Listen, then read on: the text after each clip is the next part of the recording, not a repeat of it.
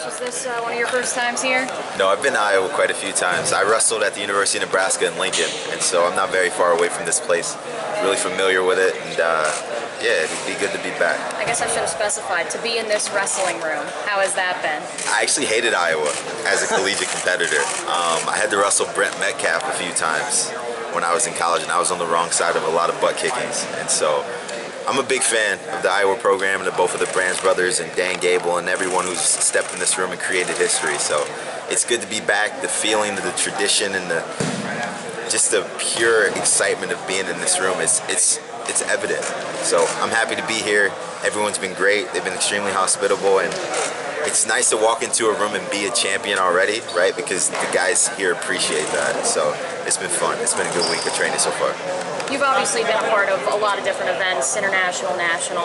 Yeah. What is unique about this World Cup event for fans who might not be familiar with it?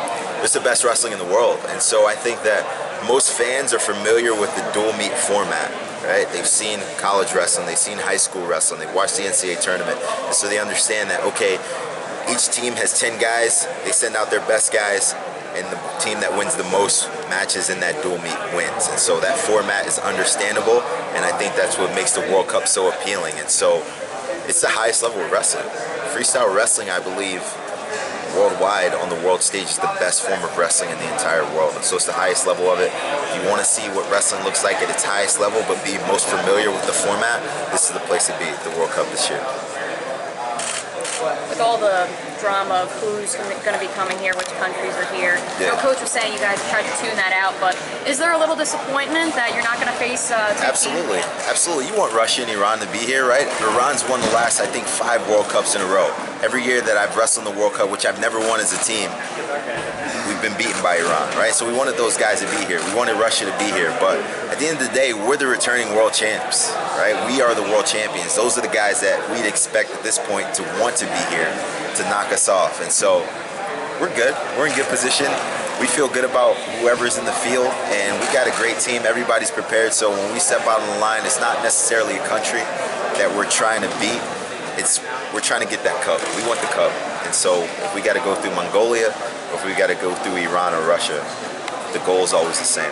And like you said, you guys haven't won the cup. We haven't. So for your, at least when you've been a part of this team, what does it mean? What's the goal? You know, have you guys talked about having not won it before? Yeah, we're gonna win it. We're gonna win it. This is the team. This is the squad.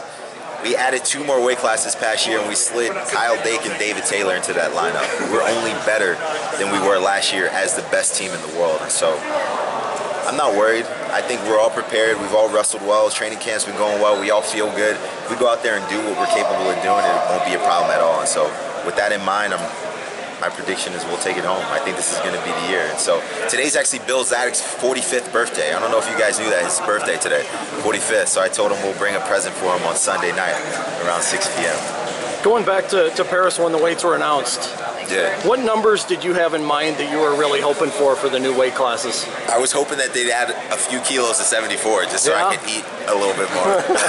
That was my goal. Like I've been at 70. I was the only weight class that was untouched in terms of just the last decade. They've changed a lot of weight classes. They've changed the format, added some kilos, taken away some kilos, but I've been untouched.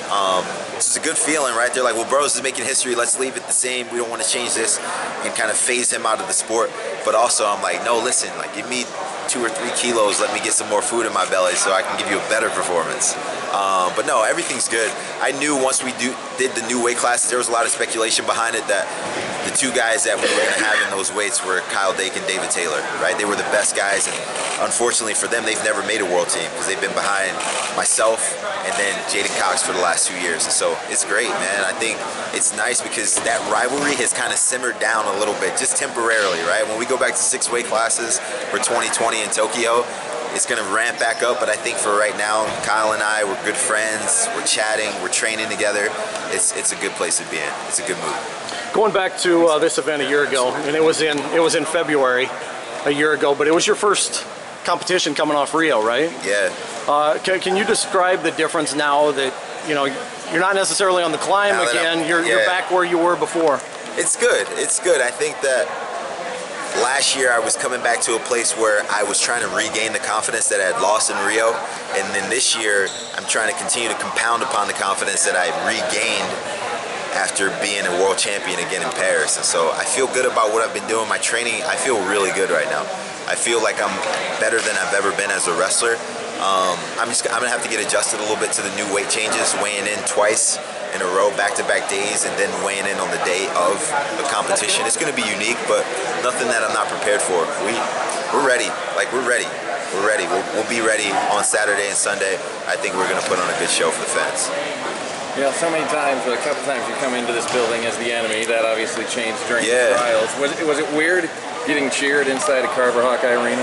Yeah, man, it's gonna be great. Like, it's unique because being here for the Olympic trials, you don't have a ton of fans, right? There are 10,000 people in the stands, but you got about 7 or 8 rooting for you, and they all have the same last name as you, right? And so it'll be unique this time around when all the fans in the stadium are rooting for Team USA, right? Regardless of where you're from, what college you went to, who you represented, what RTC you train at, these guys are all going to be rooting for us. And so we're excited about it.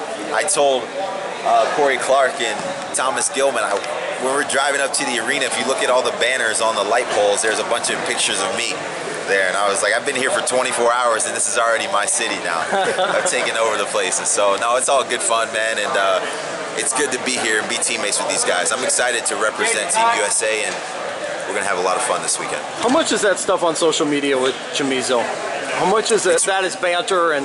No, we're both competitors. Like, I don't have any ill will toward him, no malice at all. I think he's an amazing competitor. I want to wrestle him, and I think I can beat him.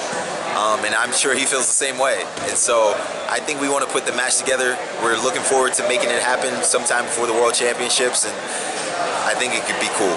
We're looking at a date around May sometime, maybe even beat the streets. And so we're looking forward to trying to put it together just for the wrestling community as a whole, right? You need that. When guys change weight classes and the best guys in the world, 2 reigning world champions, can compete against each other, it creates excitement and a buzz in the sport that we don't really get. And so I think that we can make it happen. If we can do it, I'm all for it. I think I'm the best guy in the world regardless of weight class. And so he thinks the same thing. Only one of us can win. We'll see in a few months who's really the best guy. Jimmy, what's it like being the older guy, so to speak, on this team? Yeah, I'm the old man. I'm definitely the old man on the team. I'm the only guy that's married. I'm the only guy with any kids. And so, like, I'm like the official team dad. But it's good. It's good. I appreciate it. I understand my place in the machine of USA Wrestling, and I try to do my best to be a good leader, lead by example, also be vocal when I get the opportunity to do so. But we've got a lot of leaders on the team, man. Every guy has been successful at every level, so they don't just look to me anymore for, okay, look at Burroughs, this is how you do things, right? You can look at Gilman, you can look at Snyder, you can look at James Green, you can look at Gwizdowski. All these guys are doing the right things, and that's what's unique about our group. Is like, we're so elite that everyone's a professional, right? It's different than a collegiate room or a high school room where you've got to convince guys, this is what you need to do, this is how you need to act in this manner, and this is how you need to train and compete and eat and live your lifestyle. Like, these guys know that.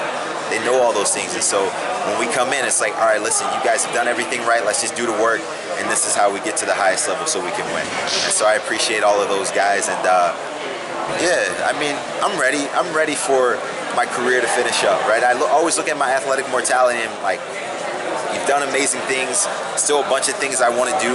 Definitely want to be an Olympic champion again in 2020. Want to pass John Smith, and yeah, I think I'm in a good position to do those things, but I've got a lot of work to do until then, so the next 3 years are going to be hopefully my best 3 years. Do you remember the moment, I guess, when you went from being the guy that everybody looked at to feeling like the old man, so to speak?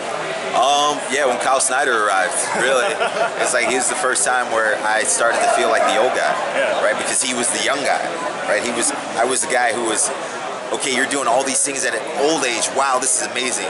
And he was like, wow, he's doing all these things at a young age. This is amazing. And so, you know, he kind of made me look at my own age and be like, man, this is incredible. This guy's doing it extremely young, but also I'm so happy that I can still compete at such a high level with all of these guys, right?